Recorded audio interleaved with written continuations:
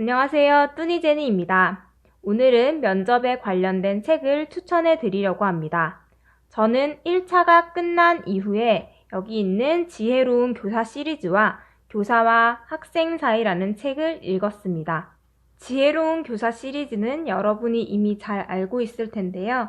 여기 있는 교실 속 딜레마 상황, 그리고 교실 속 갈등 상황이 있습니다. 이 외에도 아이들의 성장을 돕는 학교 상담, 그리고 학교를 떠나려고 하는 학생들에 대한 자퇴 상담이 있습니다. 그리고 학급 경영과 관련하여 이상대 선생님의 학급 살림 이야기까지 저는 이렇게 총 5권의 책을 보았습니다. 일단 먼저 백문 101답 이 2권 같은 경우에는 학교에서 실제로 일어날 수 있는 다양한 사례들이 책에 수록되어 있습니다.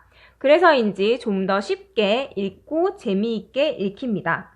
예를 들어서 연예인에 대한 집착이 심한 학생에 대해서 어떻게 대응하고 있는지에 대한 사례들이 수록되어 있습니다. 그래서 1차가 끝나고 발표가 나기 전에 저는 이 책을 읽었습니다. 면접책은 보기 싫고 앉아는 있어야 하는 게 아닌가 라는 생각이 들 때 틈틈이 읽으면 면접에 도움이 될 겁니다. 상담과 관련된 책은 이렇게 2가지를 읽었습니다.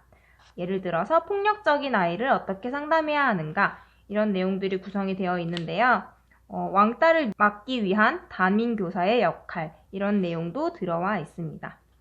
그리고 최근 같은 경우에는 학습을 중단하려고 하는 학생들이 있습니다. 그래서 학교에서 그 자퇴하려고 하는 학생들을 어떻게 상대를 하려고 하는지 그런 내용들도 이 책을 보면서 익혀두었습니다.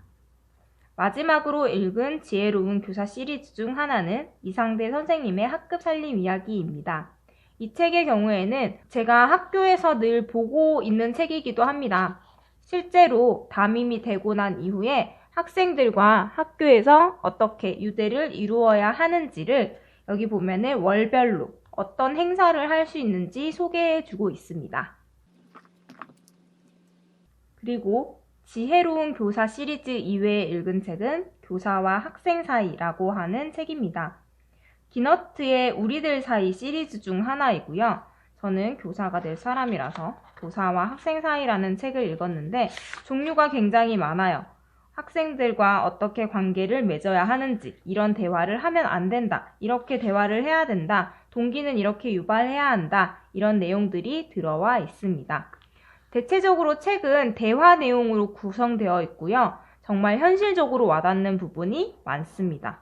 그래서 시간이 조금이라도 있을 때 책을 읽으시면 발표가 나고 난 후에 준비할 때 조금 더 덜 부담스러울 거라고 생각이 됩니다.